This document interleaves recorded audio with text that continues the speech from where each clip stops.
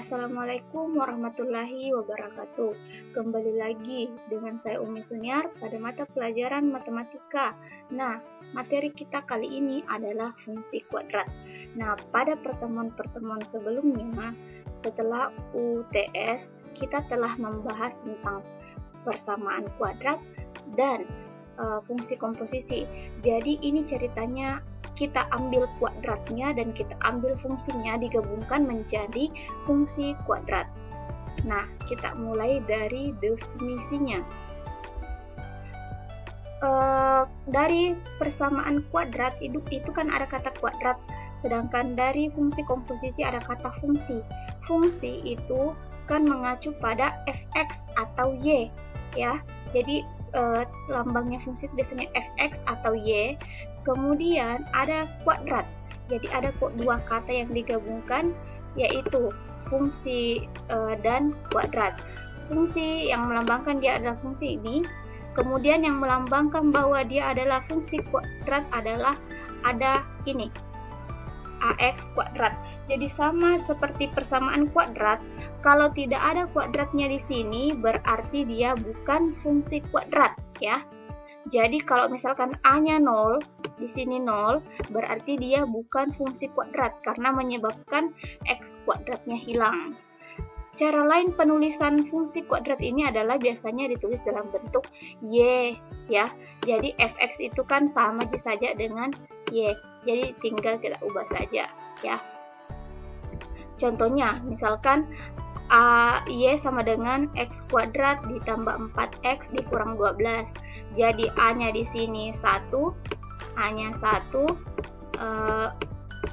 b-nya 4, kemudian c-nya adalah min 12. Jadi begitu ya caranya. Kemudian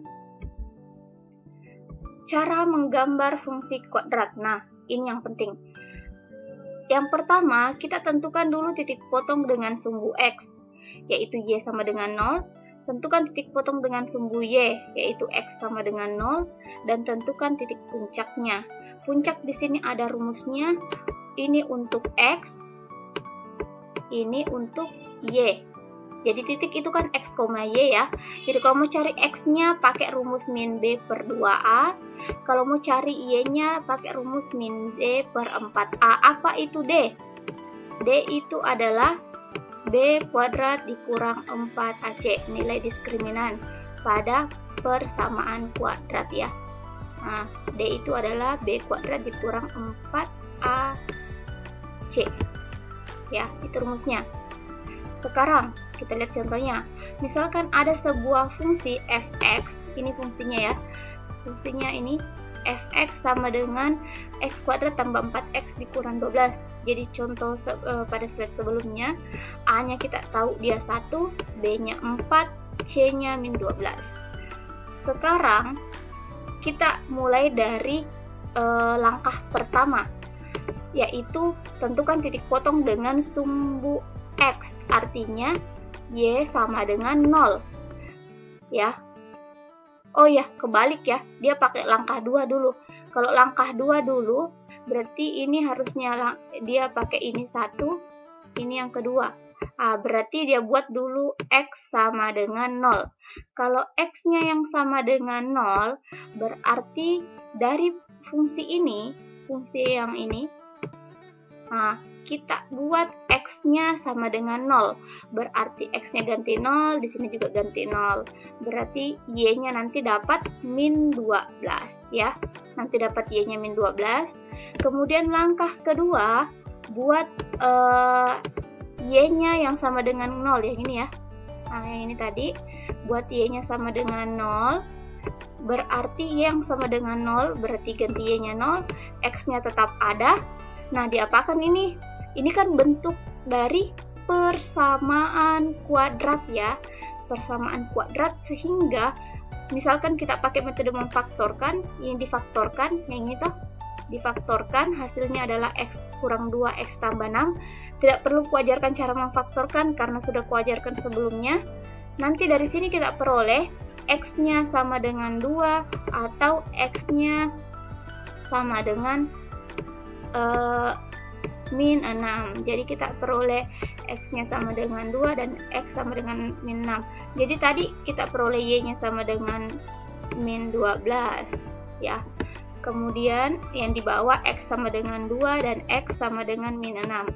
Nah, jadi ada 3 Mi. Sekarang kita tentukan titik puncaknya. Kita tentukan titik puncaknya. Cara menentukan titik puncak adalah menggunakan rumus yang ketiga, yaitu min B per 2A dengan min D per 4A. Sebenarnya ini bisa tidak digunakan ya. Perhatikan caraku, karena kalau ini mau dipakai agak panjang bisa juga kalau kalian lebih suka pakai itu. Caranya, kita tentukan dulu X.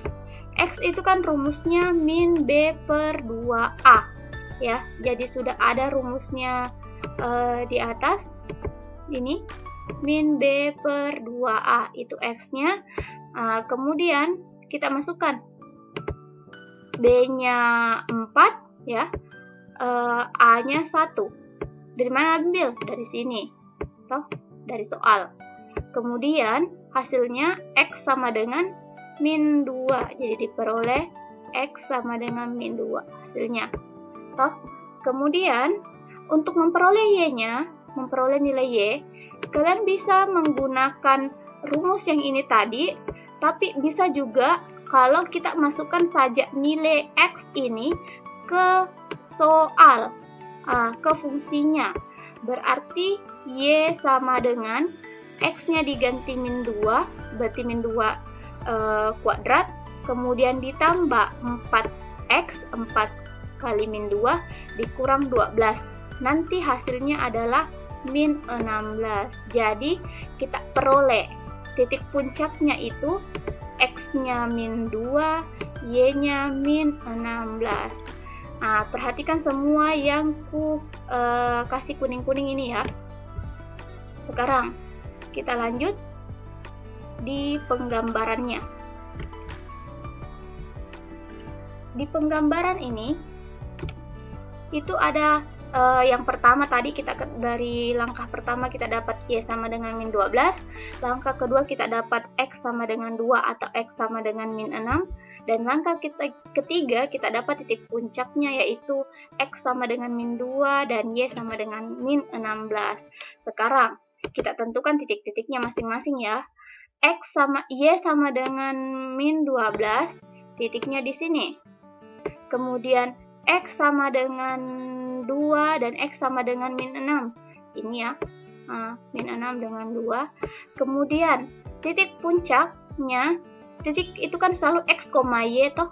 X-nya min 2, Y-nya min 16. Berarti min 2 ini, min 16-nya yang ini. Berarti puncaknya di sini, pertemuan antara min 2 dengan min 16. Kalau kita gambarkan, ini harusnya tidak bengkok-bengkok ya, harusnya lurus. Kalau kita gambarkan kurvanya seperti itu. Jadi ini kurvanya fx sama dengan x kuadrat ditambah 4x dikurang 12 ya. Jadi ini gambarnya. Nah, sekarang ada namanya titik puncak. Ini kan titik puncaknya. Puncak itu tempatnya nilai maksimum atau minimum. Perhatikan, ini puncaknya di bawah toh. Berarti yang ada ini adalah nilai minnya ya. Di sini bisa nilai min, bisa nilai max. Tapi kalau begini gambarnya, maka ini adalah nilai min. Tapi kalau seandainya gambarnya bentuknya seperti ini, berarti ini puncaknya, berarti dia adalah max ya. Jadi ada dua, ada nilai min, ada nilai max. Yang mana diambil sebagai nilai min? Yang diambil sebagai nilai min adalah di sini kan posisinya Y. Yang kita ambil sebagai nilai min itu adalah nilai Y-nya ya.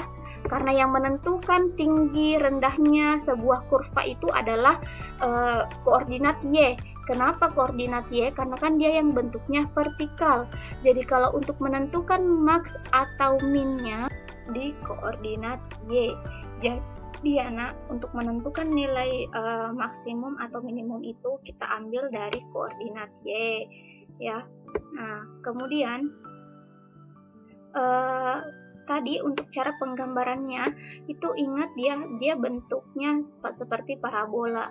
Nah, jadi harus berbentuk seperti parabola kalau untuk gambar fungsi kuadrat. Nah, terus caranya tadi setelah kita tentukan titik-titiknya, tinggal kita sambungkan titik-titik tersebut.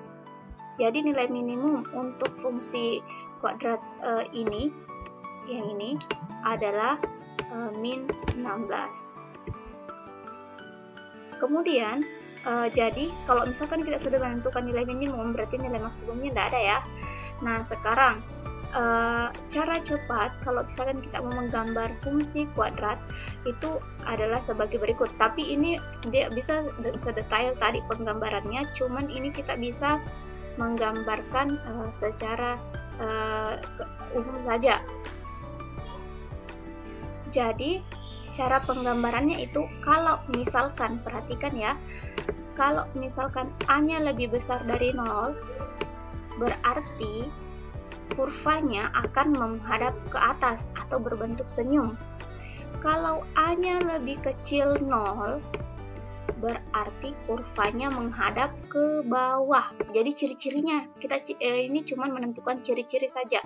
Jadi kalau kurvanya menghadap ke atas bentuk senyum, berarti A-nya lebih besar dari 0. Kalau kurvanya menghadap ke bawah, berarti A-nya lebih kecil dari 0 atau dia cemberut ceritanya. Kemudian kalau D-nya lebih besar 0, D ya, berarti dia akan memotong sumbu X ya. Ini memotong sumbu X, ada kata memotong artinya melewati sumbu X. Kalau dia D-nya pas sama dengan 0, nilai diskriminan D ini yang B kuadrat dikurang 4AC ya.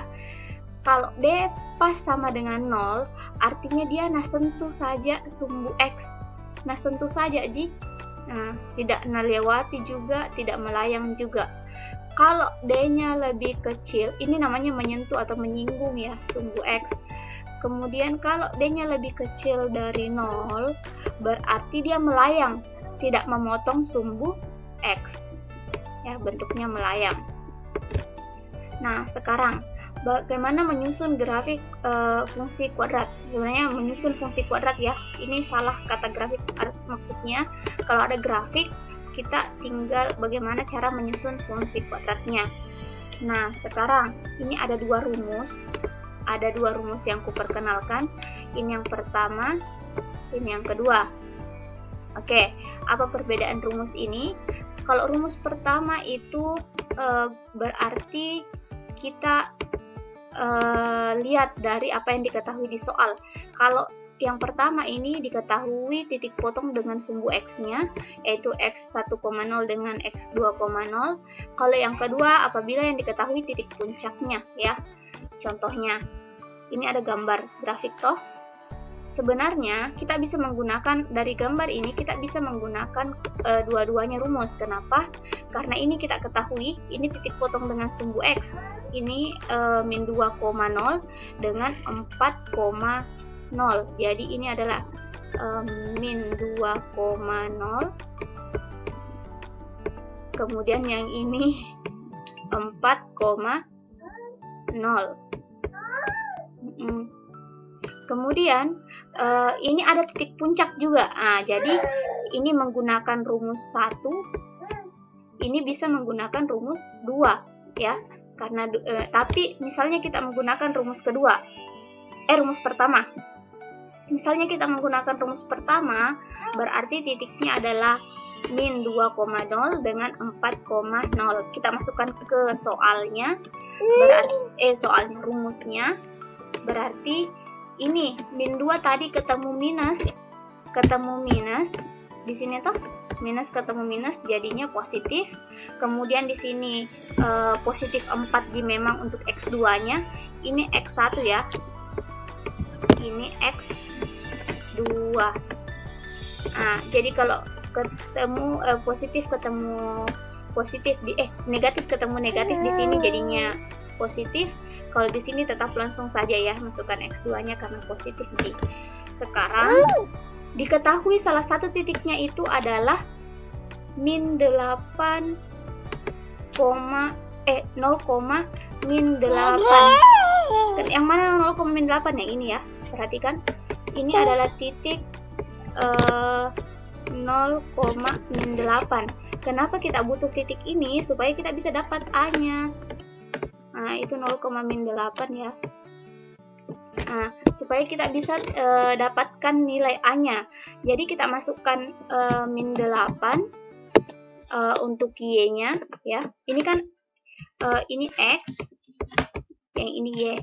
Nah, masukkan ke sini. Nah, jadi Y-nya min 8, X-nya 0. Jadi kita peroleh nanti min 8 sama dengan A kali min 8, karena min 8 karena min 4 kali 2 hasilnya min 8. Jadi min 8 bagi min 8 hasilnya A1. Kita kembali lagi ke sini. Kita kembali lagi ke awal rumus. Berarti nanti diperoleh, masukkan saja A-nya 1, ganti saja A-nya 1. Ini X dan Y tidak usah diganti ya, karena kan kita mau bentuknya nanti fungsi. Kemudian nanti dapat, kalau kalian kali pelangi ini, kalau kalian menggunakan perkalian pelangi, X kali X jadi X kuadrat. X kali min 4, min 4X jadi min 4X. Kemudian tambah 2 kali X jadinya 2X. 4X tambah ini 4X tambah min 4X tambah 2X hasilnya adalah min 2X. Kemudian 2 kali min 4 hasilnya min 8. Jadi ini min fungsinya untuk kurva ini. Jadi ini ceritanya tadi itu kan ada fungsi mau digambarkan, sekarang ada gambar mau ditentukan fungsinya. Oke, sekian untuk materi fungsi kuadrat. Apabila ada yang ingin ditanyakan, silahkan chat pribadi ataupun bertanya di grup. Oke, sampai ketemu hari minggu depan pada mata pelajaran matematika. Kita lanjutkan dengan kuis sebagai latihannya dan sebagai ulangan hariannya. Assalamualaikum warahmatullahi wabarakatuh.